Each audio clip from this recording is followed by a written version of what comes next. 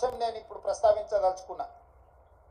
2001లో తెలుగుదేశం పార్టీకి రాజీనామా చేసి చంద్రశేఖరరావు గారు సిద్దిపేటలో శాసనసభ్యుడిగా పోటీ చేసినప్పటి నుంచి 2023 డిసెంబర్ వరకు సిద్దిపేట శాసనసభ నియోజకవర్గంలో ఏ రోజు కూడా 25-30 వేల మెజారిటీ నుంచి 1,25,000 మెజారిటీ వరకు ప్రతి సందర్భంలో అది చంద్రశేఖరరావు గారు కావచ్చు, లేకపోతే హరీష్ రావు గారు కావచ్చు, లేకపోతే స్థానిక సంస్థలు కావచ్చు, లేకపోతే పార్లమెంట్ ఎన్నికల్లో కావచ్చు, అత్యధిక మెజారిటీ సిద్దిపేట అసెంబ్లీ నియోజకవర్గంలో బీఆర్ఎస్ పార్టీకి వచ్చింది. కానీ ఈ పార్లమెంట్ ఎన్నికల్లో హరీష్ రావు గారు సిద్దిపేటలో పూర్తి తన ఓట్లను బీజేపీకి బదిలీ చేసిండు. ఇవాళ బీజేపీ రఘునందన్ రావు గారికి 63,000 పైచిలకు ఓట్లు వస్తే బీఆర్ఎస్కు 65,000 ఓట్లు మాత్రమే వచ్చినాయి. ఈరోజు బీఆర్ఎస్ మెజారిటీ సిద్దిపేటలో 2,500 ఓట్లు మాత్రమే.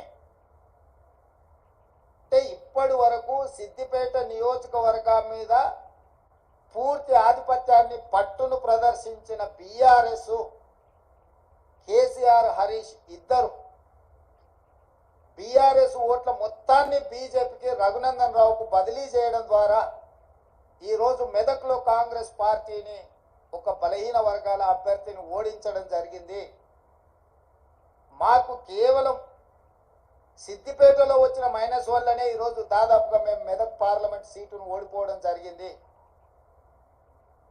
అంటే బీఆర్ఎస్ను నమ్మి నిలబడ్డ వెంకట్రామరెడ్డిని నమ్మించి మోసం చేయడమే కాకుండా కాంగ్రెస్ పార్టీని ఓడించాలా, కాంగ్రెస్ పార్టీ అంటేనే ఏవగింపు లేకపోతే కోపము ప్రదర్శించి ఆత్మ బలిదానం చేసుకొని అవయవ మార్పిడికి పాల్పడి ఈరోజు బీజేపీని గెలిపించారు. 7 పార్లమెంట్లలో ఆనాడు 37.5% ఓట్లు తెచ్చుకున్న బీఆర్ఎస్ ఈరోజు 16.5% ఓట్లకు పడిపోయింది రాష్ట్ర వ్యాప్తంగా. అంటే దాదాపుగా 22% ఓట్లు బీఆర్ఎస్ ఓట్లు బీజేపీకి బదిలీ చేసిండ్రు. 2023 శాసనసభ ఎన్నికలలో బీజేపీకి 13% ఓట్లు వచ్చినాయి. ఈ పార్లమెంట్ ఎన్నికల్లో 35.5% ఓట్లు వచ్చినాయి. సరిగ్గా బీజేపీ ఓట్లు 22.5% పెరిగితే బీఆర్ఎస్ ఓట్లు 37.5% నుంచి 16.5%కి పడిపోయినాయి అని అంటే సరిగ్గా 21%, 22% ఓట్లు బీఆర్ఎస్ వాళ్ళు బీజేపీకి బదిలీ చేసిండ్రు.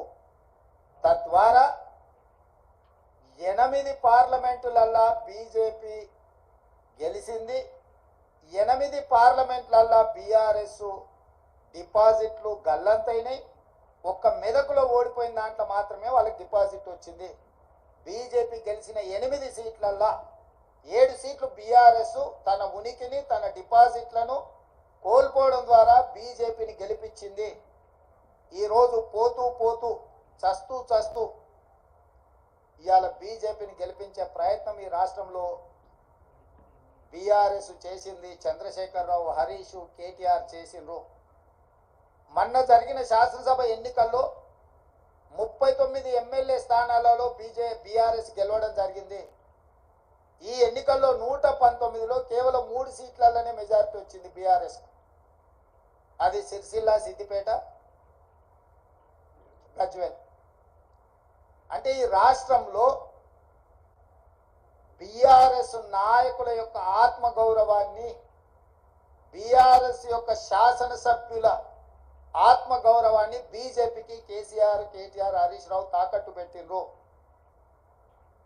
పూర్తిగా ఓట్ల బదలాయింపు, పూర్తిగా ఎన్నికల ఫలితాలను బీజేపీకి అనుకూలంగా మార్చి ఈరోజు కేసీఆర్ కుటుంబము రాజకీయ అరాచకానికి పాల్పడ్డారు.